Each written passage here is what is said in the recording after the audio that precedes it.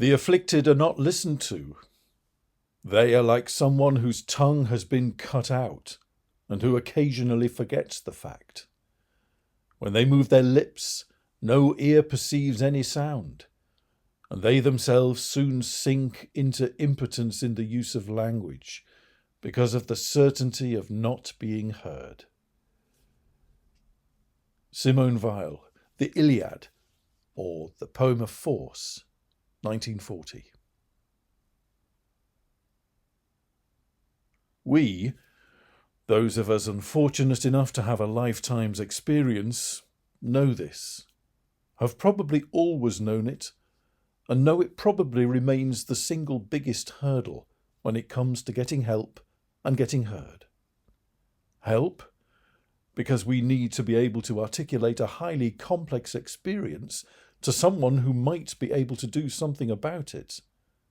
And they need to listen, really listen. And heard, because that's what validates us. Without a voice, we become invisible. Without a voice, we become less than human.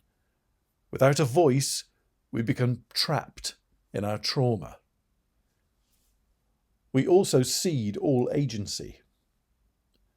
Medical diagnosis represents a complex epistemological practice that simultaneously produces scientific knowledge and exercises social power, writes Julian Unger Sargon in the Japanese Journal of Medical Research 2025. Medical professionals learn a complicated, often archaic, technical vocabulary, ostensibly for reasons of precision and clarity. But it has the unintended side effect of shutting out those of us sitting on the other side of the consulting room desk. We are emasculated, denied direct access even to what is said and written about us. We need the language of pain to gain the power, or at the very least some control of our destiny, some element of understanding, some sense of agency. Jeanette Winterson, in her memoir, Why Be Happy When You Could Be Normal, writes, "Do you remember the story of Philomel, who is raped and then has her tongue ripped out by the rapist so that she can never tell? I believe in fiction and the power of stories because that way we speak in tongues. We are not silenced. All of us, when in deep trauma, find we hesitate, we stammer. There are long pauses in our speech. The thing is stuck. We get our language back through the language of others. We can turn to the poem. We can open the book. Somebody has been there for us and deep dived the words."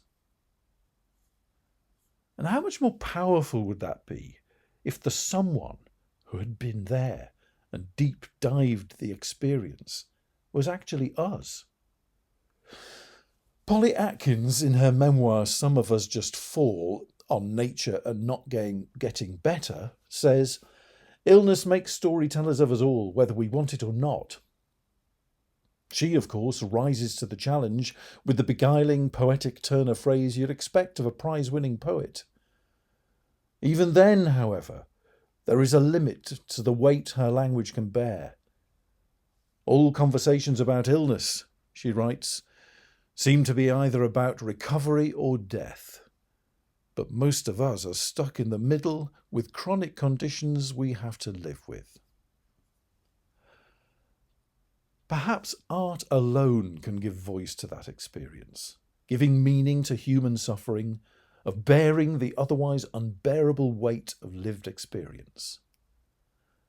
Only through art can we emerge from ourselves and know what another person sees, says Marcel Proust in À la recherche du temps perdu. Aristotle argued that the ultimate goal of tragedy in art is catharsis. Theodor Adorno, who never actually said it was impossible to write poetry after Auschwitz,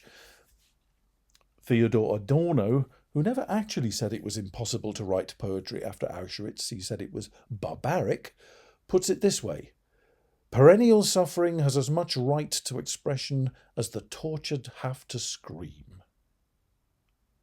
Not only is it our right, but the process of engaging in artistic creativity can help tentatively towards recovery on our own terms, catharsis, as well as bridge the epistemological gap between sufferer and hearer. We don't strive to be the next Picasso, Michelangelo, Milton or Wordsworth. People in pain don't paint or write or dance or sing to get better at it, though many do. They do it to help them manage better, help them cope, move nearer to a better place, a place where their voice is heard and their experience validated. As Joe Moran puts it in Shrinking Violets, if it were easy to make ourselves understood, there would be no need to paint pictures, make music, or write words. Controlling your own narrative, living the life you write or paint or dance or draw, and being in charge is one of the most important things we can do. We need to encourage everyone, empower everyone, extend the right to everyone. After all, as John Donne says, to know and feel all this and not have words to express it makes man a grave of his own thoughts. The Language of Pain is an art and health research project that gives voice to the invisible and often denied experience of chronic illness and pain. Join me and the rest of the collective to hear more about the Language of Pain at our online event on Tuesday the 15th of September 2025 at 2 p.m.